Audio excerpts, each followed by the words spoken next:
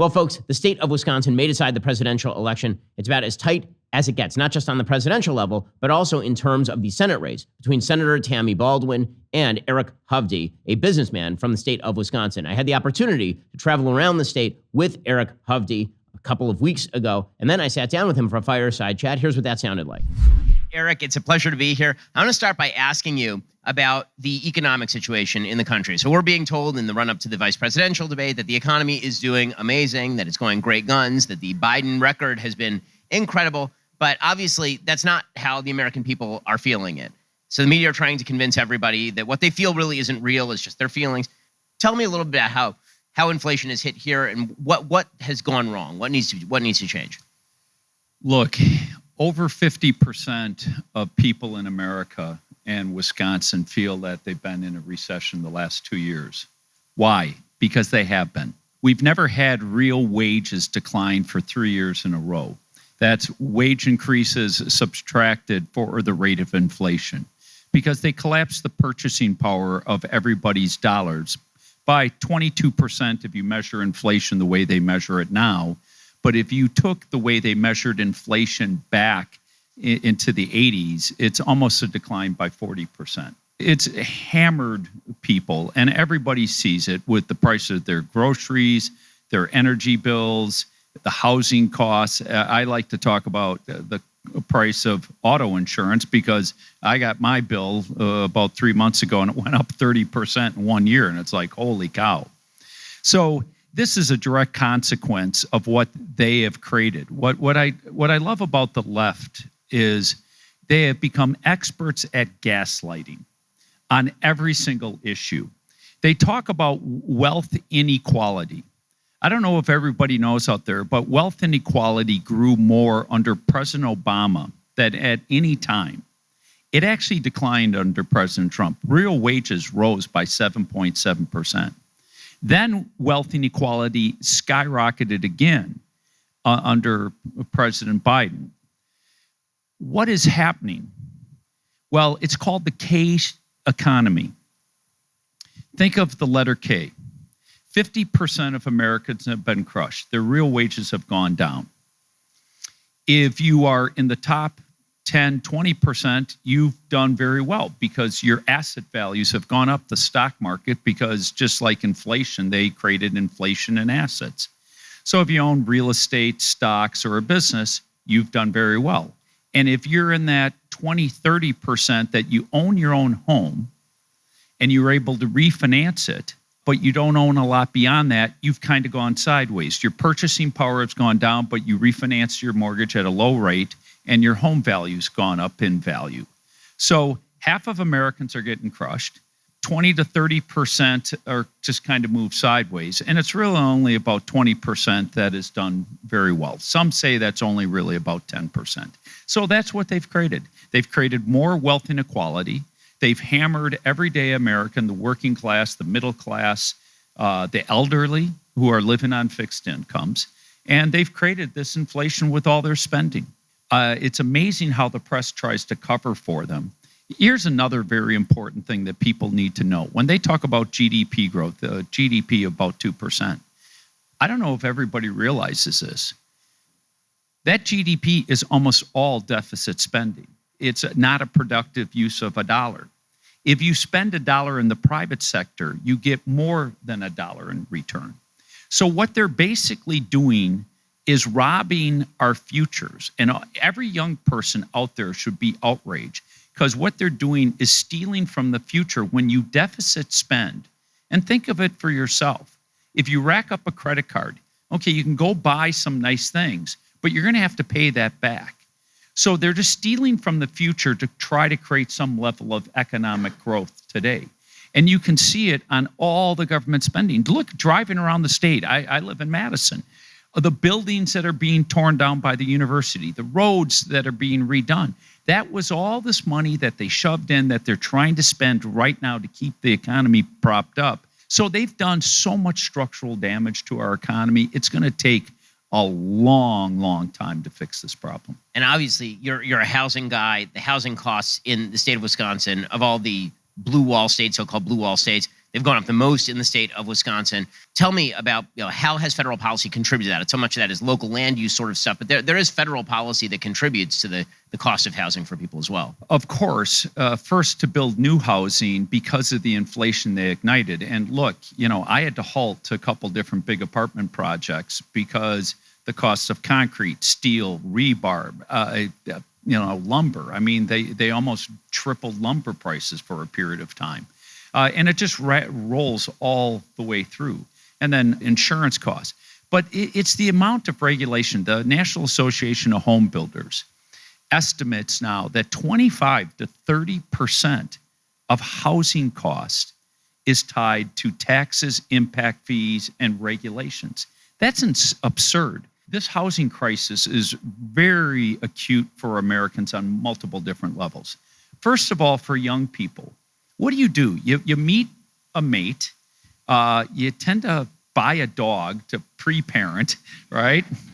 and then you get married, and then you're like, all right, we want to buy a home. We want to start a family. If you can't find a home and can't afford a home, it's a lot harder to start a family in an apartment. Not that you can't do it. And again, it's making it so difficult for the younger generation. So there's a lot of things that need to be fixed. You're exactly right, Ben. A lot of it needs to be done at state and local levels, and I could go into the details, but I'm not going to bore everybody. But the requirements that they place today, and there's this weird dynamic with the left, just so you know. They don't like single-family homes. They don't. Madison makes it almost impossible to build it. Why? Because they think that has too much of a carbon footprint. They want to have immense density. I think it's insane. That's the American dream, to be able to own your own home. So they're making it so much more difficult to even land plan and zone for single-family homes in a city like Madison. So there's multiple different layers to it, but it's really having negative consequences for Americans. Eric, one of the things that's nice for me listening to you is that obviously you run business, so you know what business looks like. And one of the great irritants of my life covering people in politics is that none of these people have ever even remotely come close to running a popsicle stand. I mean, that is so true. It's truly amazing to watch people who have never had to make payroll try to explain how they have created jobs, when by creating jobs, they mean they sucked money out of the private sector and then redistributed it to all their friends in the most inefficient possible way, thus making it more difficult for the private sector to actually generate the wealth upon which all of their redistribution is based. It's got to be highly irritating for somebody like you who's been so successful in business to watch it. Ronald Reagan had a great quote, Democrat policy on business. If it moves, tax it. If it continues to move, regulate it. And if it keeps or if it stops moving, subsidize it. So they do everything backwards. And, I'm out there every day talking to small businesses, farmers, and every single one of them talks about how they're being crushed by regulation.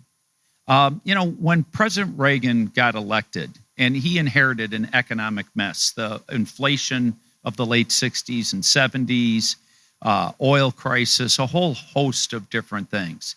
So he had to come in and break inflation, took interest rates up to 21% to stomp out inflation.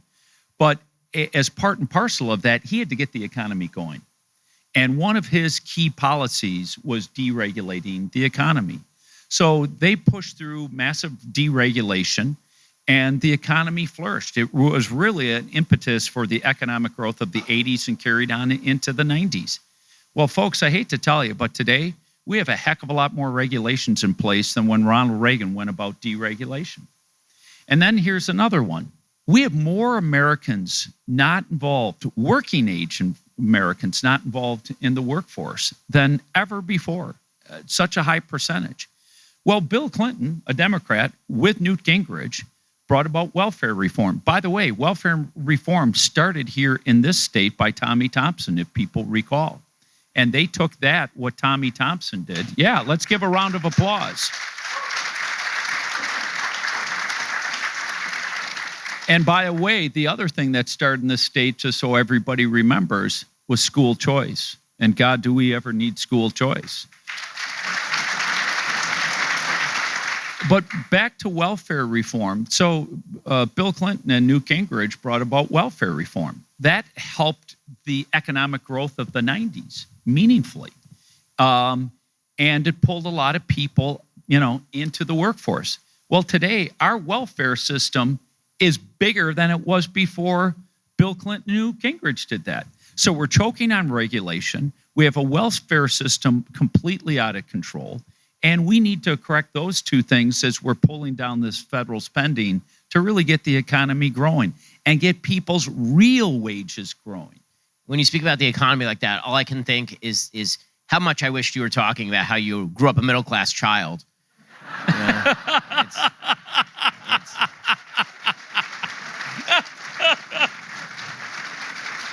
Those are the kind of specifics that Americans are just crying out for, is more talk about that sort of thing. So when you're talking about, obviously, the handling of the economy, that also has to do with what's happened to the wage base in the country, and that has to do with the immigration system. This administration, with the help of Senator Baldwin, has opened the border wide. It's the greatest border crisis that we've had in modern American history. I went down to the border. I visited the Border Patrol. I drove for, I believe, something like 20 miles. We didn't see a single Border Patrol agent because the way they've set it up on the border, thanks to Joe Biden's regulatory structure, is that if you arrive on the border, or rather, if you are dropped on the border by the drug cartels, because the drug cartels actually control the entirety of the southern border. I mean, when we were there, I was doing a ride-along, and there was a drone flying above us, and I turned to the Border Patrol agent, and I said, "That's ours, I assume." They said, "Nope, that's the cartels." And the cartels literally had their drones flying over on the American side of the border, keeping tabs on the Border Patrol officers and where they were staffed and everything. Basically, what the drug cartels do is they actually drop off large-scale illegal immigrant shipments at the border. They know that Joe Biden had ordered Border Patrol, the first priority was to process all these people who were falsely claiming asylum. So it served two purposes. One, they would get all those people processed and let in the country. And two, like a magnet with iron filings, all Border Patrol would have to rush to process all these people, thus leaving the rest of the border wide open for the smuggling in of tons of fentanyl, human trafficking, sex trafficking, and all the rest. And you've been watching what's going on with the border. It's had tremendous impact in every state, including Wisconsin. Look, every state is a border state today. We felt it when they dropped 1,000 illegal immigrants in Whitewater, a town of 13,000, 14,000. The budget went upside down immediately. The access to housing, healthcare got, impacted significantly. Schooling, it's caused enormous amounts of difficulty. I call the open border the rotten onion, and it's a strange term, but the reason why I use it because an onion has many layers.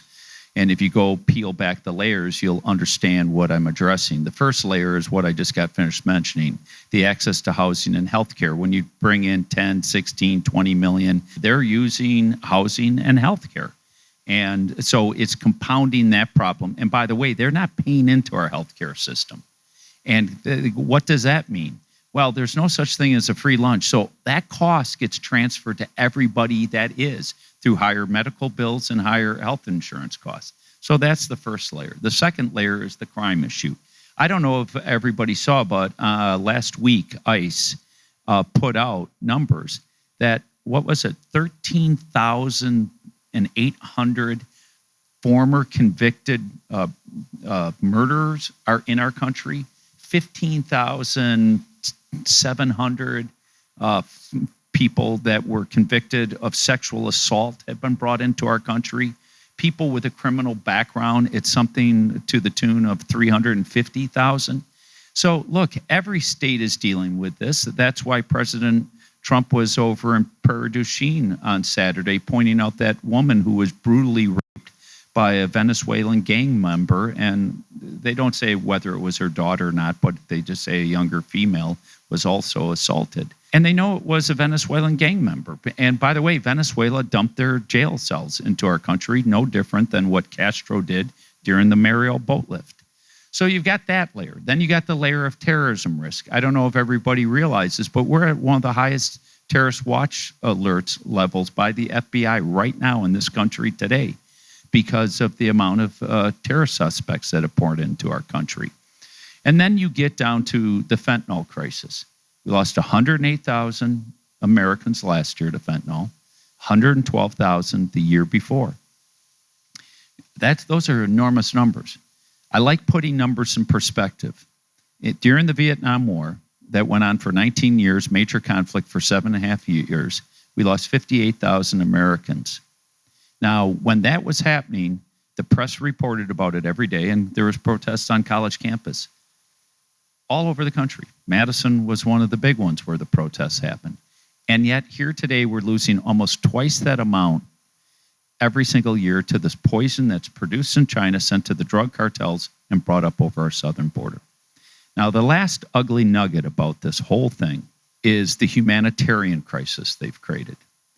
Many of you know, many of you don't know. I've been fighting against this trafficking trade for 15 years in this country, over 20 years internationally. I have my Hovde homes around the world rescuing abandoned children, children sold into slavery in the case of Ghana, but sex, all of it touches all the maladies that happen to a child. And I funded something called Spotlight, which in a partnership with Thorn, that all law enforcement uses to track sex trafficking on the internet, because this is where a lot of trafficking happens over the internet today. So back to the southern border, they can't account for anywhere between 80 to 100,000 children. Now, when Donald Trump couldn't account for 4,000, the press ripped him alive.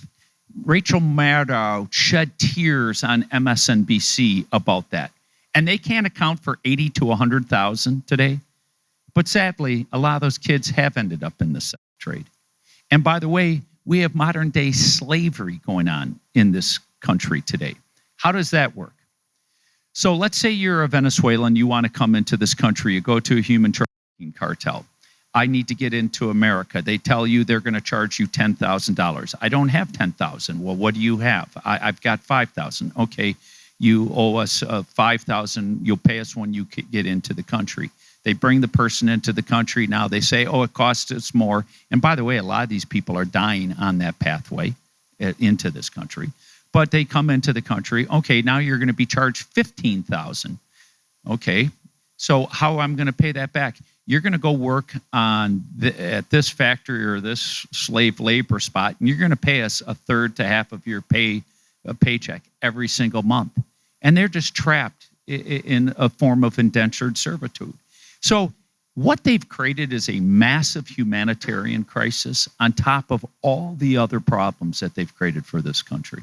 And again, it really is astonishing. And until you go down and visit the border, you really don't even understand the extent of it. I mean, they just have full facilities, just giant tents that have been built to house people who are coming over temporarily, just piles of clothing that have been abandoned at the border. They're trafficking kids over the border, and then they're actually sending the kids back in because they're using the kids as a way to actually leverage in people illegally. So they'll take a kid and they'll actually cycle the kid through 3 or 4 times because it's easier to be given asylum if you come with a child than if you come without a child. I mean, it really is quite awful, despite the fact that our eminent border czar has done such a tremendous job on the southern border. She's been excellent, as with all of her things. She's such a good head of the National Space Foundation that we actually have people stuck in space. That's how amazing Kamala Harris is at everything.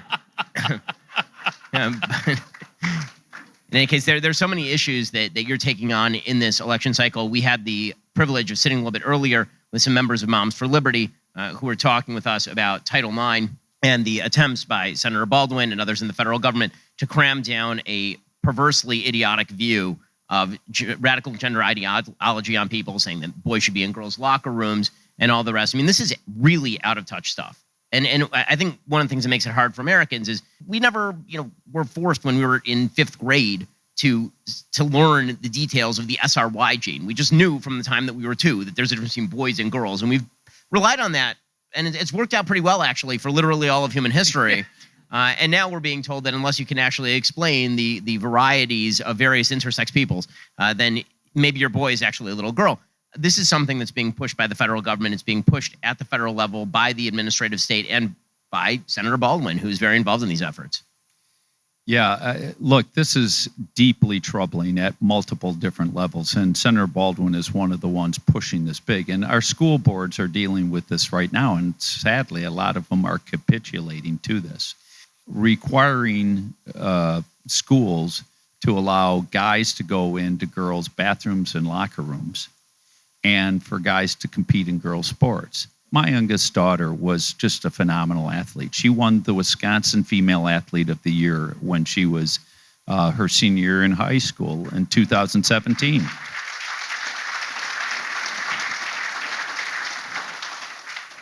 And, when I grew up, because I just turned 60, so there wasn't a lot of opportunities for girls in sports. There just wasn't, cheerleading, dancing, tennis. There was a few limited sports. And I got to see the growth of all these sports for women and girls. And I thought, what a wonderful thing. So my wife and I sat, in more basketball gyms, on sidelines of soccer fields, watching tennis, you name it, my daughter did it.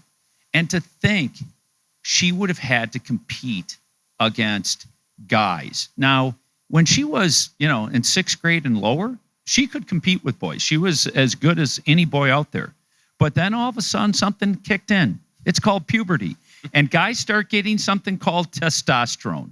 And they grow bigger and faster and more muscular. Some of them. Yeah.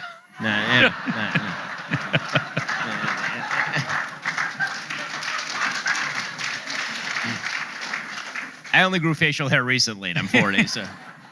Well, folks, it's tough to prioritize your health, especially if you're not sure where to start. I work out a lot. I try to eat healthy, but I'll tell you a tool I've been using that helps me, and that is Lumen. Lumen is the world's first handheld metabolic coach. It's a device that measures your metabolism through your breath. All you have to do is you breathe into your Lumen first thing in the morning, and now you know what's going on with your metabolism, which means you'll know whether you're burning mostly fats or mostly carbs. Forget those one-size-fits-all diet fads. What sets Lumen apart is its ability to understand you on a personal level. I've been using it, and that means that I've been going heavier on my protein because, again, it tells me what is best for my diet and for my fitness goals. With the crazy news cycle and all the travel I've been doing recently, the device is an absolute lifesaver. Again, it takes my unique metabolic data and crafts a personalized nutrition plan for every day, tailored to my body's needs and goals. With Lumen, you're not just getting a device, you're getting a health companion. You breathe into it before and after a workout or a meal, gain real-time insights into your body's metabolic response. Lumen will provide you with actionable tips to help you stay on top of your health every day. If you want to take the next step in improving your health, head on over to lumen.me/Shapiro and get 15% off your Lumen. That's LUMEN.me.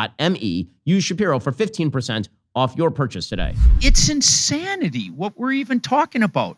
This is what, why I say I feel like I've woken up in a bad episode of The Twilight Zone where what is right is wrong and what is wrong is right, or Alice in Wonderland, where we're flipping our morals and traditional values on their head.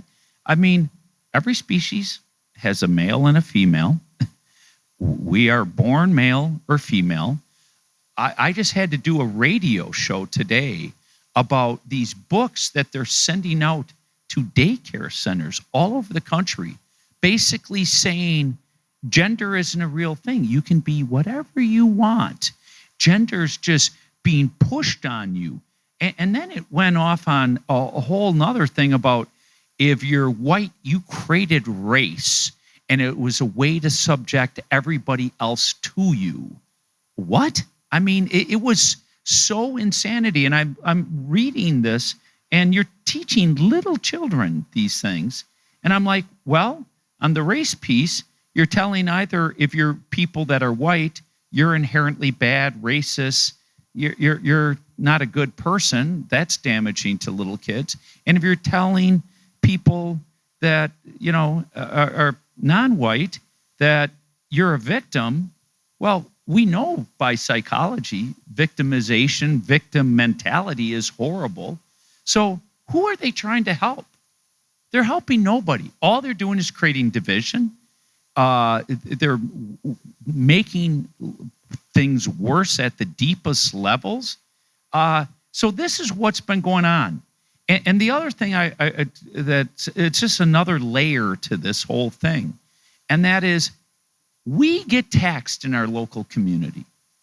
We know how to educate our kids in our local community. But they created this thing called the Department of Education, one of the worst monstrosities that's ever been created. Yeah.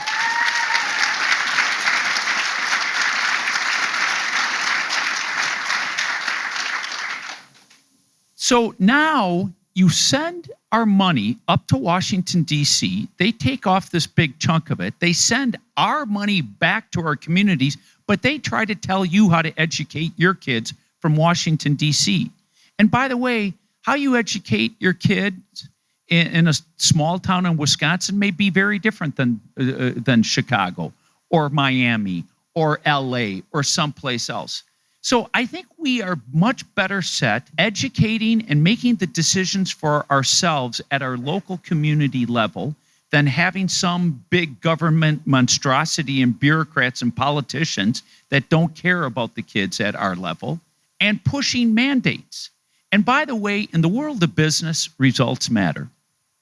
You know, when I create a business or build a business, every day I get measured. Am I making money? Am I losing money? Results matter. Department of Education, go look at its creation and now look at educational achievements in all over the country. And it's the same everywhere. Only 27% of our kids in this state can read at grade level. Think of that. Less are proficient at math at that level. And instead of teaching reading, writing, and arithmetic and going, oh my God, we have a crisis on our hands. We have a severe crisis on our hands. We're not educating our kids properly. Instead of doing that, they're trying to push gender ideology, which is just nuts, and all these other things. They're trying to social engineer your children. So I am just so fundamentally opposed at this. And the Department of Education, if I get to the U.S. Senate, one thing I'm going to say, hey, there's the spot to save a lot of money and do America a lot better, closing that thing for good.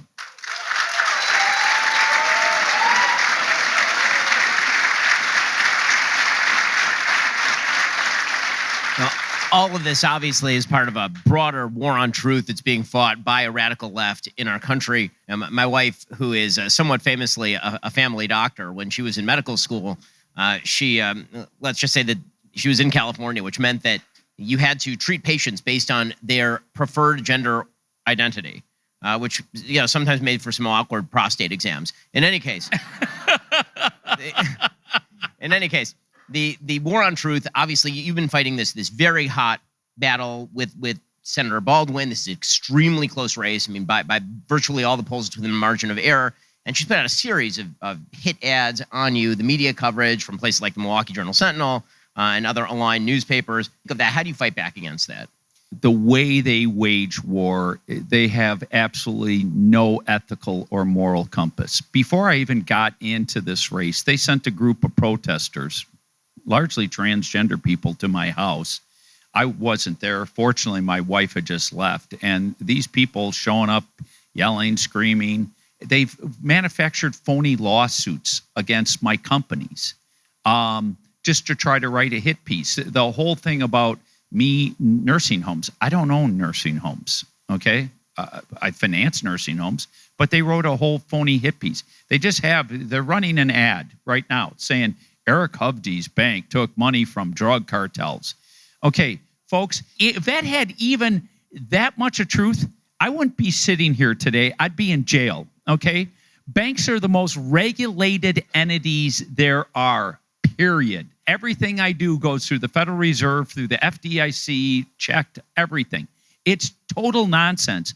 And the Milwaukee Sentinel created this whole nonsense article. We gave them the details on everything. They're taking news clips from 10 years ago, talking about a totally different business line.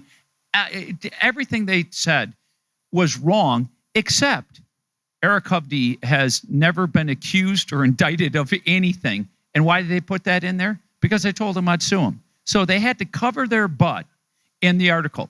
And they wrote the article, why? Because they're controlled by the Democratic Party. You have to understand, the media complex and the Democratic Party have become one. Pre-Bill Clinton, the media would never bring in a political operative into the media. Bill Clinton made a deal with a number of the big media firms, said he'd eviscerate antitrust laws. And shortly after that, you saw massive consolidation. We used to have some of the most complex antitrust laws where, a TV station, you couldn't own 2 TV stations in a market. A TV station couldn't be owned by couldn't be connected with Hollywood, by a movie studio, couldn't be connected with radio, everything was splintered. He eviscerated that. We got pretty quickly consolidated down to 4 media complexes. And what also happened with that, also all these Clinton operatives went into the media.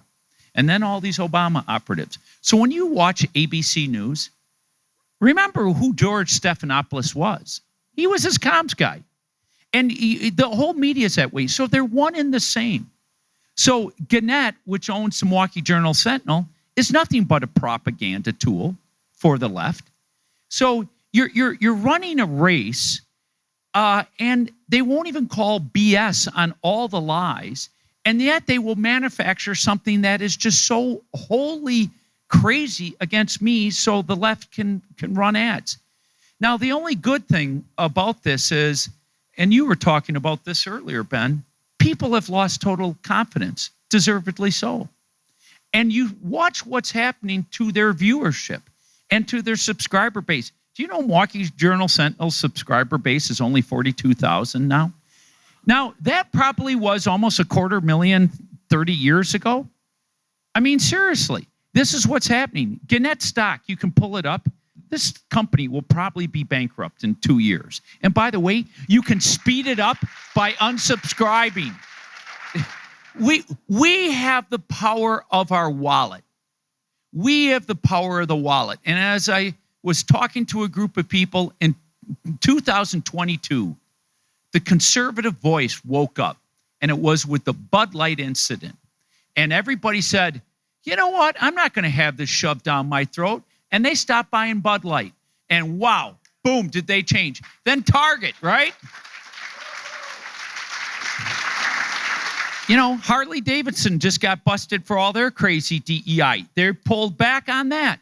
So you're seeing the sea change. It has huge implications if we carry on with this. In fact, Ben, share with the crowd. I'd love to have you share what your perspective, because you are part of this new disintermediating the mainline media and the growth of your business.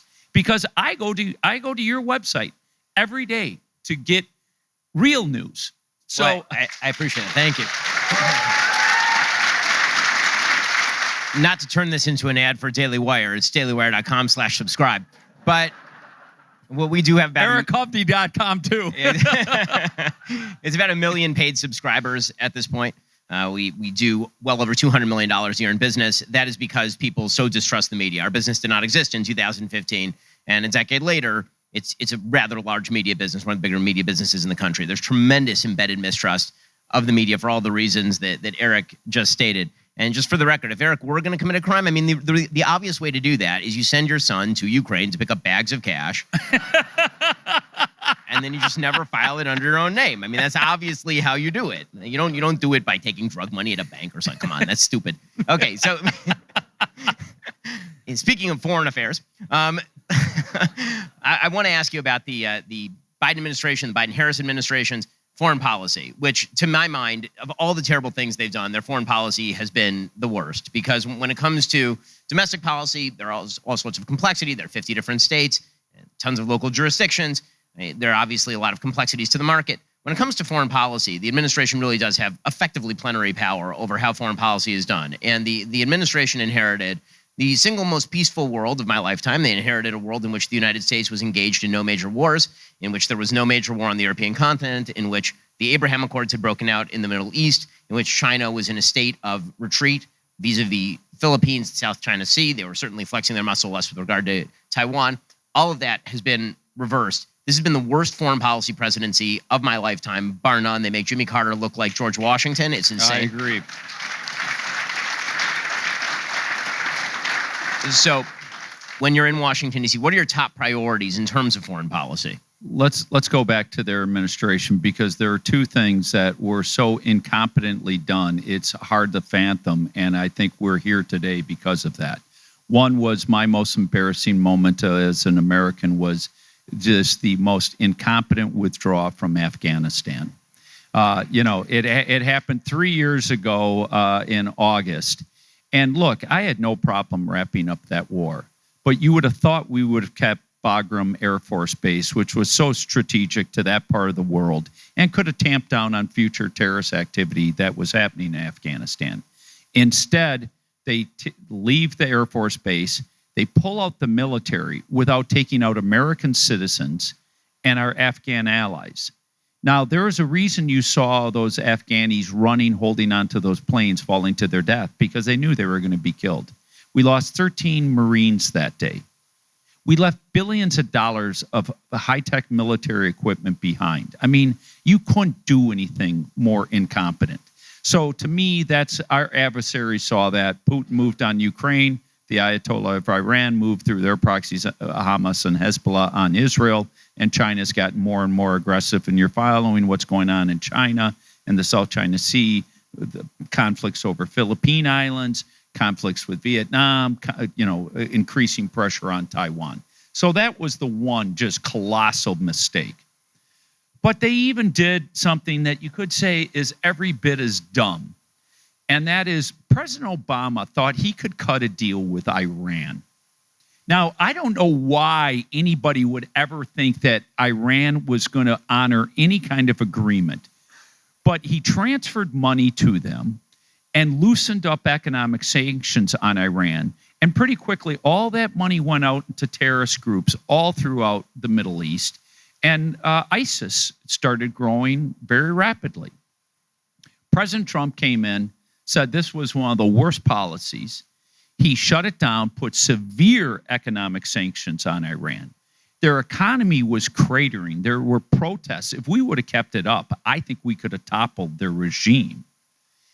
But instead, Joe Biden goes back and doubles down on the policy that failed miserably that President Obama signed off on, and that is a path for Iran, released all those sanctions, gave them money, and voila, here we stand today.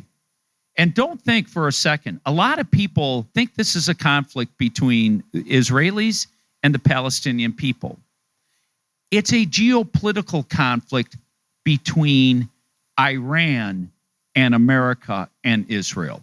That's what's very important for everybody to understand. Hamas would have never moved, ever, without directions from Iran. Hezbollah would have never moved. All their funding, all their direction comes from that.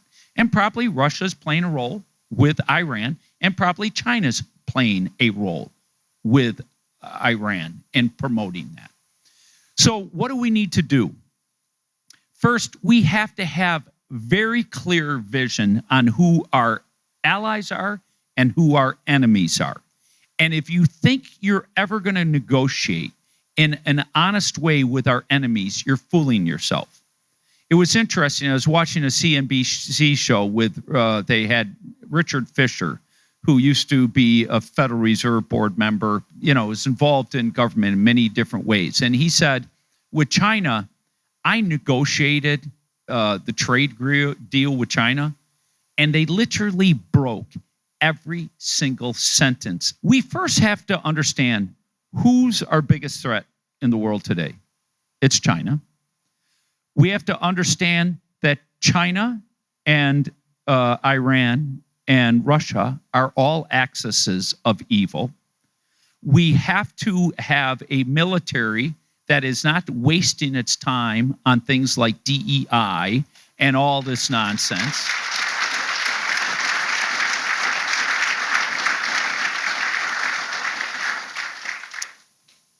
A military should be a fighting force, and it should have one mission: to protect this country and win wars, period.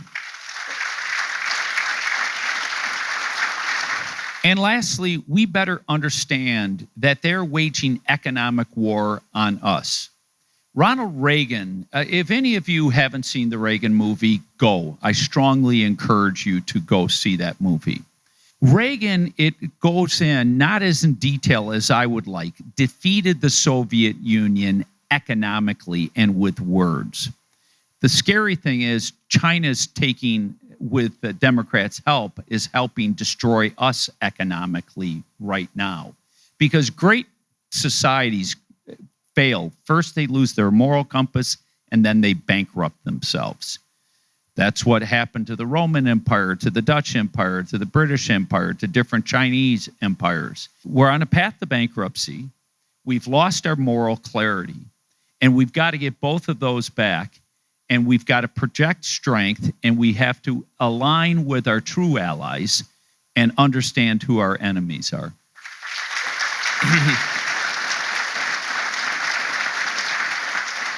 So I've spent a lot of my life in rooms with pseudo-sophisticates on an intellectual level.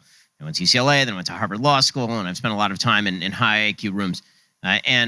These are the same people who believe that Donald Trump is some sort of idiot schmuck, right? Like, what is Donald Trump doing as president? So we did a fundraiser for President Trump down at Trump Doral, and I was sitting with President Trump briefly, and he was laying out his foreign policy, and it's great. His foreign policy was something like this. He says, "You know, Ben, you know, I've said to Vlad, you know why Vladimir Putin never went into Ukraine? The reason he never went into Ukraine is because I called him up and I said, Vlad, if you go into Ukraine, I'm going to bomb the shit out of you."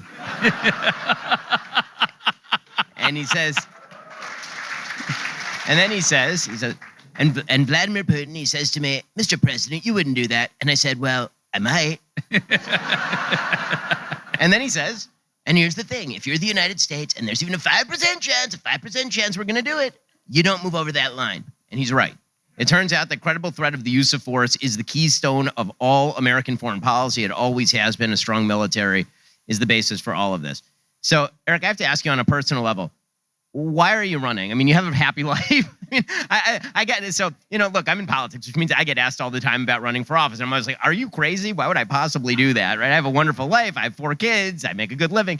Why would you want to take on the sacrifice of running for office? It really is. I mean, if you've ever watched a candidate, and I've done it many times now, watch candidates run for office, it's extremely stressful. It's a lot of movement. You don't get to sleep in your own bed very much.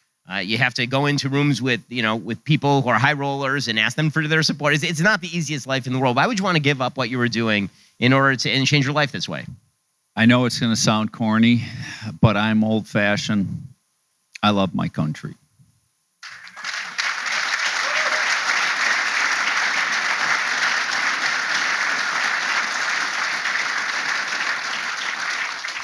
I was raised very patriotically.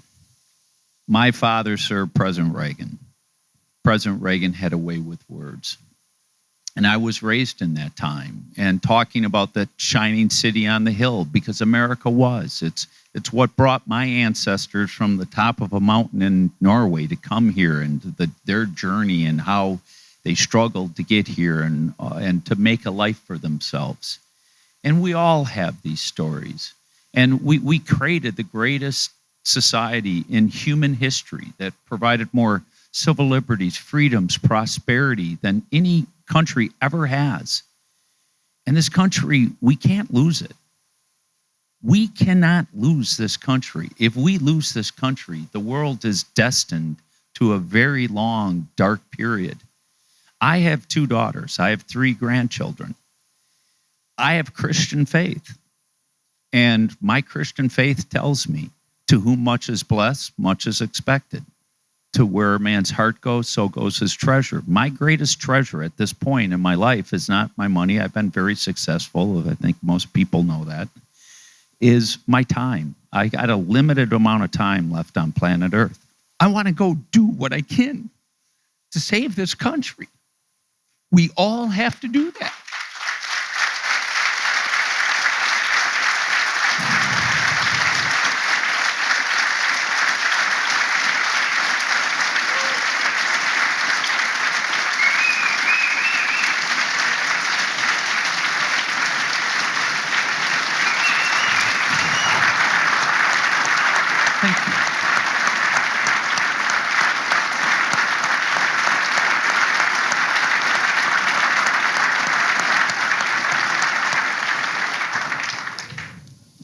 Thank you.